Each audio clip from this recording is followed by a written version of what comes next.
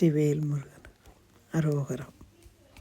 நவராத்திரியோடைய 7வது நாள் மத்தியானம் லஞ்சுக்கு 1 பாட் மீல். பாசி பயிறு சாதம்.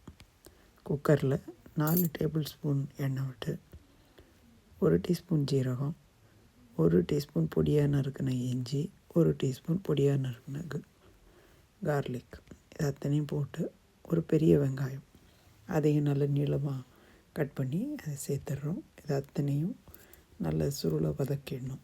இந்த பச்சை வாசனை போகிறதுக்கு. சாதம் பண்ணுறதுக்கு 1.5 கப் பாசுமதி ரைஸ் எடுத்துருக்கோம். 3/4 கப்பு பாசிப்பயிறு எடுத்துருக்கோம்.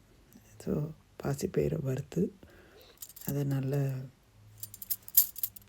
அரை மணி நேரம் ரெண்டையுமே அரிசி பருப்பு ரெண்டையுமே ஊற வச்சிடணும். இப்போ நம்ம முதல்ல வதக்கினது போக ஒரு பெரிய தக்காளி எடுத்து பொடியாக நறுக்கி போடலாம். இது நம்ம கார்டனில் இருக்க சேலட் டமாட்டோ. ஸோ நான் 10-12 குட்டி தக்காளியை அப்படியே போட்டேன். அதில் காயப்பொடி போட்டாச்சு. இப்போ இதெல்லாம் சேர்ந்த உடனே நம்ம இப்போ அடுத்தது அரிசி பருப்பு இதில் போடணும். அதுக்கு முன்னே மஞ்சள் பொடி 1/2 டீஸ்பூன், ரெட் சில்லி பவுடர் அது ஒரு 1/2 டீஸ்பூன் போடுறோம். அது கலரை என்ஹான்ஸ் பண்ணுறதுக்கு தான். ரொம்ப காரம் தேவையில்லை நமக்கு. உங்களுக்கு காரம் அதிகமாக வேணும்னா நீங்கள் கூட கொஞ்சம் போட்டுக்கலாம்.